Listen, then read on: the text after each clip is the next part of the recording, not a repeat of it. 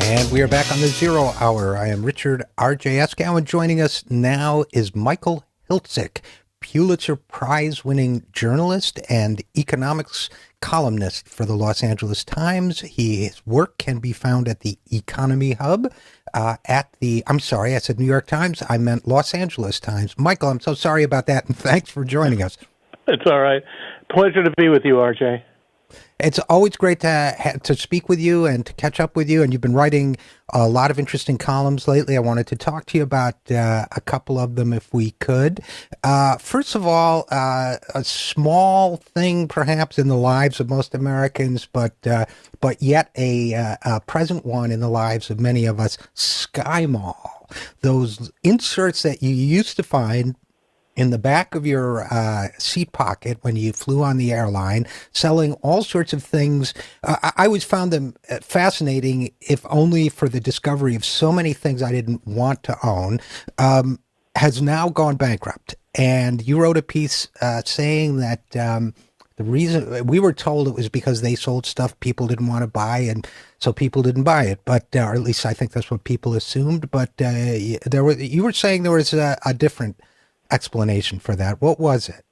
Yes, there's a much more complicated story behind Skymall, its rise and fall, and a fairly weird story. First of all, it shouldn't be a surprise to anybody that Skymall eventually went bankrupt, since very few of us ever even met anybody who had bought anything from the Skymall catalog. It was really something to while away the time. As it turns out, the greater part of Skymall's corporate business was not selling merchandise from the catalog, but it was managing loyalty programs for big customers, including Marriott hotels, Capital One credit cards, companies like that, where if you redeemed your points, basically Skymall would manage that transaction for Marriott or Capital One, and it had three big customers that accounted for 2/3 of its whole corporate sales. So that's a lot, and any of those customers, Marriott, Capital One, Hilton, could bail out at any time. Now, a year ago, Skymall sold that business. They only got $24 million for it, and then they took that money and they paid off a loan that they had received from one of their own directors and their single largest shareholders, a man named Najali in Phoenix. And you looked at that and you said, well, does anybody have any confidence in this company if its largest shareholder is selling its fastest growing and its largest business to pay off a debt he holds? So that's a big part of the backstory. It wasn't that the catalog was less and less interesting. It was that this big part of its business had been sold off, leaving nothing in return. Well, I guess one of the things that struck me about this story is that any investor should know that a company who's dependent on 3 or 4 major customers is probably not a very sound investment. Where did the catalog fit in? Since was it just to confuse investors, to make people think that it had all these, was it a smokescreen of some kind to make it seem as if there was another viable business in there?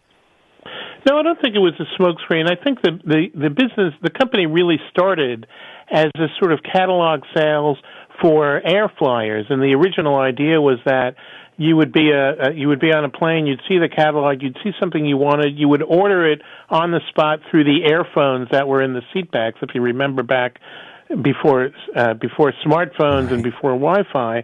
And then the idea was that the merchandise would be waiting for you at the gate when you landed. Now, of course, this is a hugely expensive proposition. It required warehouses at every major hub, and it never, ever worked. So it morphed into basically catalog sales. But in the meantime, the founders of Skymall started the second business, and that ended up growing so fast that it basically became the main business, and nobody really noticed because it wasn't that interesting a company. But that's what was happening, was that this loyalty fulfillment business just took over. It grew so fast that it ended up being almost the whole business. Well, I, for one, am grieving the loss of that handy paper for bookmarks that I used to have when I just tear it and tear off a piece of it to mark my place in a book. But then I'm reading ebooks more and more anyway, so the world really is changing.